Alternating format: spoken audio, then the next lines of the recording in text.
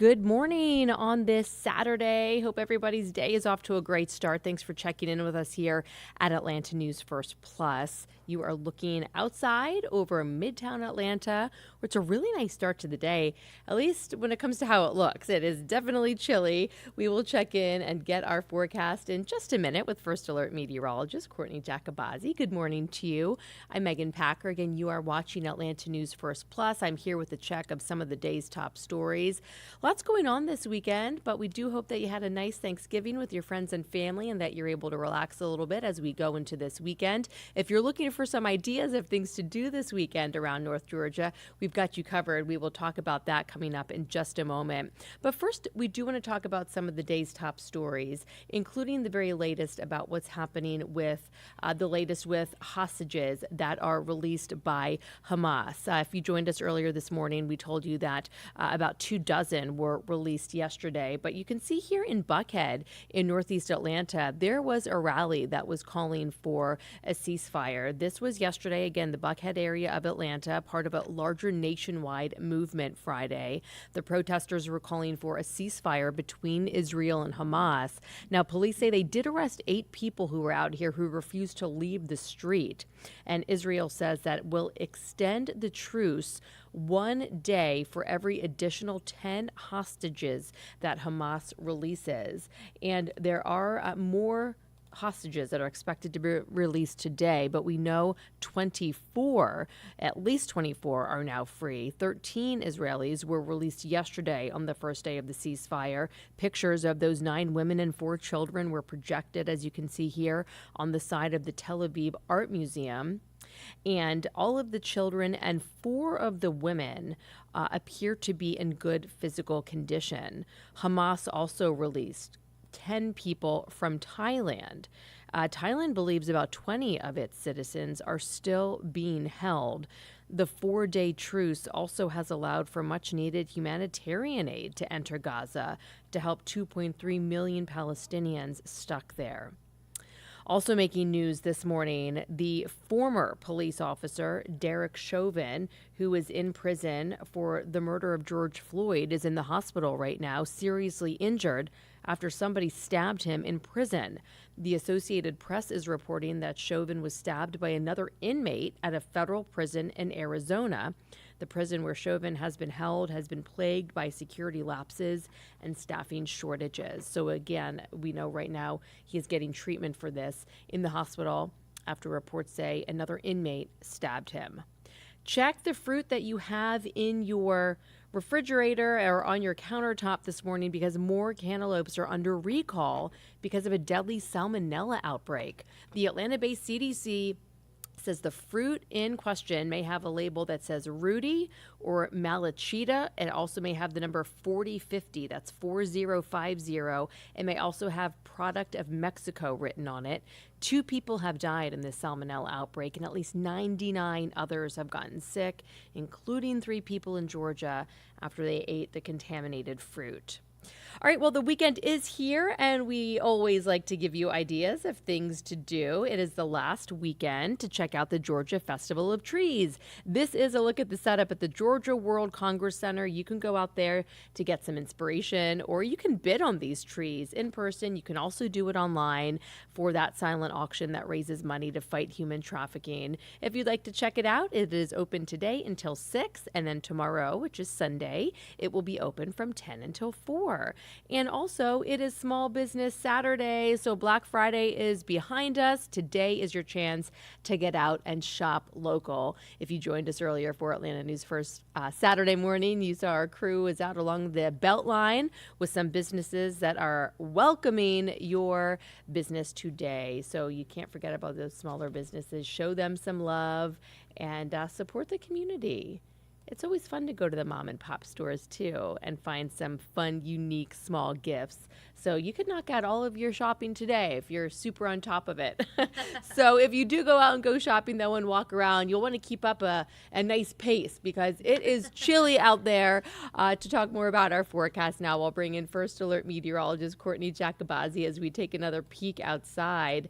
I mean, Midtown's looking fantastic, Right. Courtney, and we saw a beautiful sunrise. The moon was gorgeous overnight. Yep. So we just need the temperatures to cooperate. We need the sun to do its thing. Yeah, and it will slightly today. I think the problem is the sun has to battle the wind. The wind is what's really going to knock us off our course today because it's going to be breezy today, which will obviously make it feel just a touch cooler, especially if you have any evening plans. One of those things, of course, being the Georgia Tech game later this evening at 7:30 at Bobby Dodd Stadium. If you're headed out there, we do have the forecast for you. So let's get right on into it. We will be in the mid-50s by 6 o'clock. You will notice while we're seeing a lot of sunshine right now, that will change, especially as we head past 2, 3 o'clock. Clouds will start to gradually build and will be cloudy to mostly cloudy through the evening. And then skies will start to clear slightly through the overnight hours, but nonetheless chilly with temperatures in the mid-50s by the time the game wraps up. Will probably be somewhere in the upper 40s, but you factor in the wind, which at that point in the day will probably be anywhere gusting between 15 to 20 with sustained wind, 5 to 10. It's going to feel a little cooler, especially if you're in some of the higher seats in the house there at Bobby Dodd.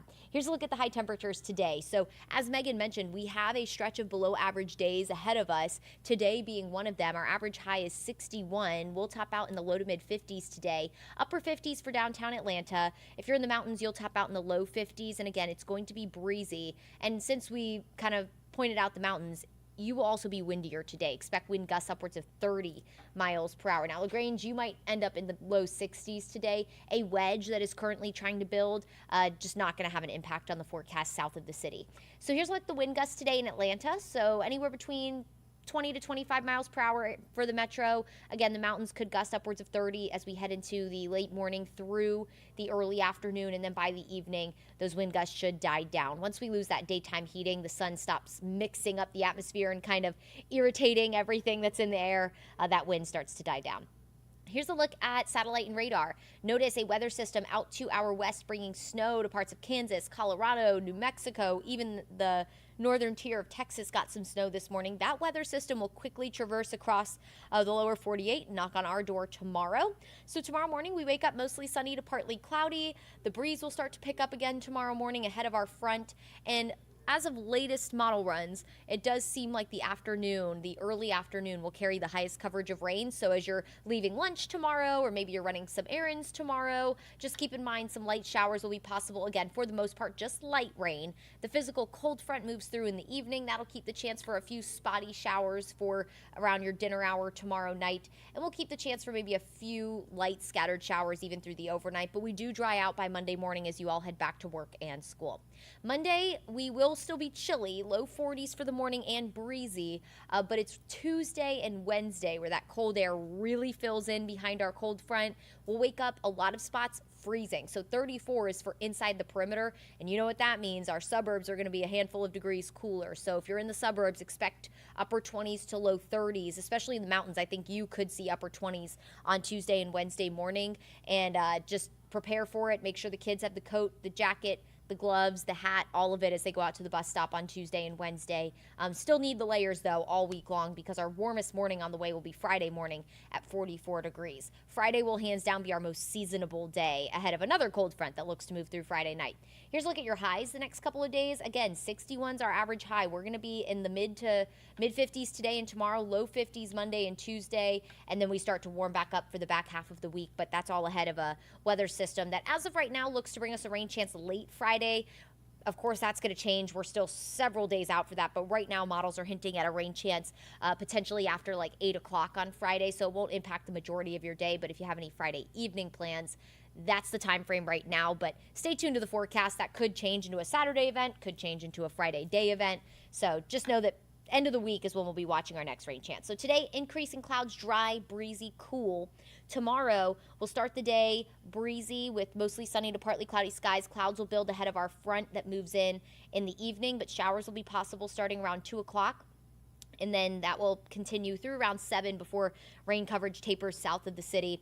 Monday, we're breezy and cool with temperatures in the low 50s. We're very cold Tuesday and Wednesday morning with overnight lows in the 30s, so it's going to be a very cold morning Tuesday and Wednesday. A lot of us will wake up in the below freezing, at or below freezing, and then we'll be in the low to mid 50s Tuesday and Wednesday afternoon.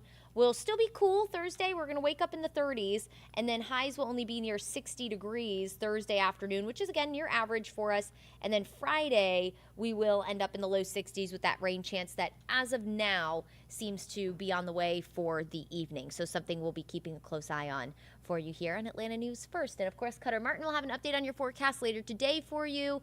The evening crew will have an update on all your news headlines. As always, we appreciate you spending some time with us on your Saturday morning. I hope you make it a great day. Don't forget to shop small. Those small business owners work really hard to perfect their craft and have it for all of you, especially this time of year. And just make sure that you are staying warm as you do shop around or whatever your Saturday takes you, wherever your Saturday takes you. And we'll catch you here next time.